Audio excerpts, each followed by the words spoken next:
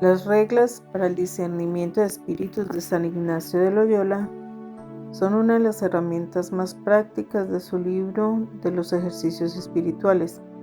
Su objetivo no es solo sentir, sino entender que emociones, sentimientos y pensamientos provienen de Dios y cuáles no.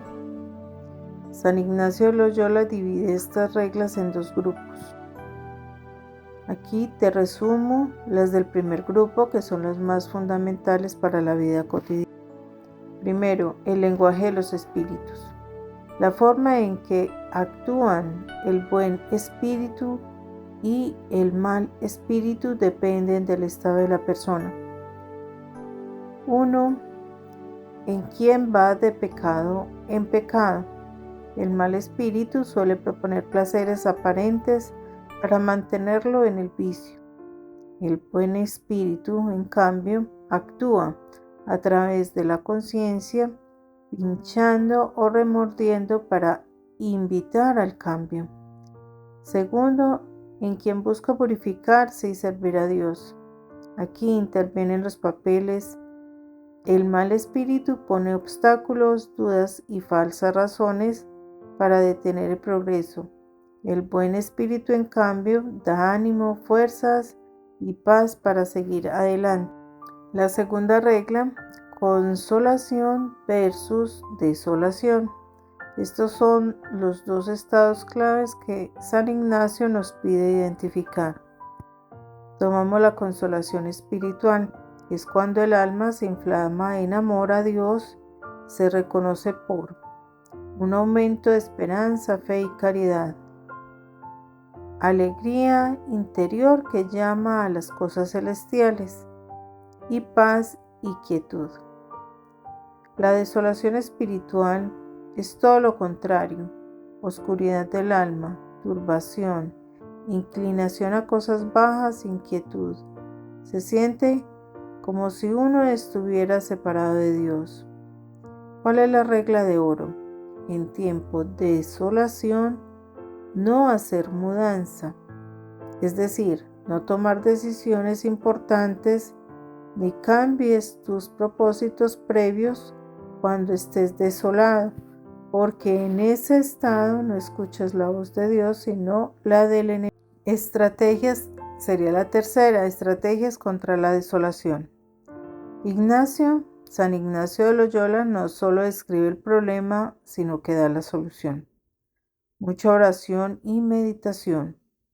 Primer punto. Contraatacar la desolación con más tiempo de examen y oración. Segundo punto. Resistir con firmeza. El mal espíritu es como un falso amante que quiere mantenerse en secreto. Al hablar de tus tentaciones con un guía espiritual, estas pierden su fuerza. Tercer punto. Recordar la luz. Cuando estés en desolación, piensa que pronto volverá la consolación. Cuando estés en consolación, prepárate con humildad para la futura desolación. Cuarto, el modo de actuar del enemigo. San Ignacio usa 3 metáforas famosas para describir cómo funciona la tentación. En el primer punto, como jefe de guerra, o sea, ataca por el punto más débil. El mal espíritu observa donde flaqueamos, en soberbia, ira, pereza, y por ahí entra. Segundo punto, tomamos como un niño malcriado.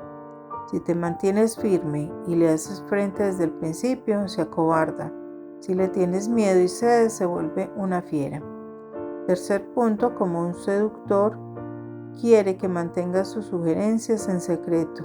Al revelarlas a un confesor o amigo espiritual, el engaño se descubre y pierde poder. En resumen, el discernimiento de San Ignacio o discernimiento ignaciano es el arte de notar qué pasa en tu corazón, entender de dónde viene y decidir si seguir ese impulso o rechazar. Para entender estas reglas es bueno tomar ejemplos reales o como creados, pero siendo como un ejemplo más o menos de la vida real. En el primer escenario veremos el aguijón de la conciencia.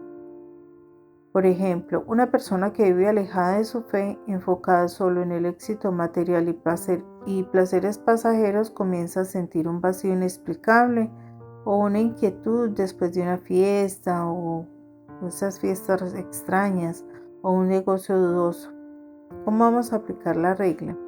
Aquí el mal espíritu actúa dándole razones para seguir igual, o sea, hacer caso omiso a lo que uno siente como ese sentimiento que tiene de que está haciendo algo malo. Y le dice, entre comillas, vamos a ver, disfruta la vida, todos lo hacen, la vida es una y muchos lo hemos escuchado. En cambio, el buen espíritu actúa como un aguijón, como ese remordimiento, es algo que nos atormenta. El discernimiento, esa inquietud, no es depresión ni ansiedad sin sentido, es la voz de Dios llamando a la puerta. San Ignacio nos dice que en este estado el buen espíritu punza y remuerde la conciencia para que la persona despierte. Tenemos un segundo escenario, el muro de la desolación. Ejemplo, alguien que ha decidido empezar a orar 15 minutos al día y ser más generoso, a la semana se levanta con pereza, sin ganas, siente que la oración es una pérdida de tiempo. Se acuerda de todos sus errores pasados y piensa, esto no es para mí, no voy a cambiar nunca. ¿Cómo vamos a aplicar la regla? Este es el mal espíritu, poniendo obstáculos. Como la persona va de bien en mejor, el enemigo trata de frenarla con falsas razones y tristeza.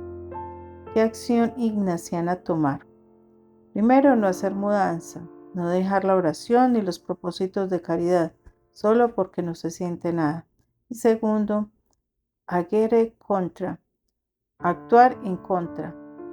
Si el enemigo dice, no ores, ora 5 minutos más de lo planeado para demostrar quién manda en tu voluntad. Vamos a tomar el escenario 3, el falso amante secreto, entre comillas. Vamos a tomar un ejemplo. Un miembro de un grupo de oración empieza a sentir un juicio muy fuerte contra el coordinador. Siente que nadie lo entiende y empieza a aislarse, guardando ese resentimiento en silencio porque le da vergüenza hablar. Aplicando la regla de San Ignacio, el mal espíritu actúa como el seductor que pide secreto. Sabe que si el pensamiento se queda guardado, crecerá hasta destruir la paz de la persona. Acción que debemos tomar, según San Ignacio, es abrir el corazón. Al contarle esa tentación a un confesor o a un amigo maduro en la fe, el engaño se deshace. Al salir a la luz, la fuerza de la tentación desaparece. Primera parte del ejercicio espiritual que podemos hacer este martes de Semana Santa, primer martes santo. Entonces, muy invitados a continuar con los ejercicios espirituales durante esta semana en oración.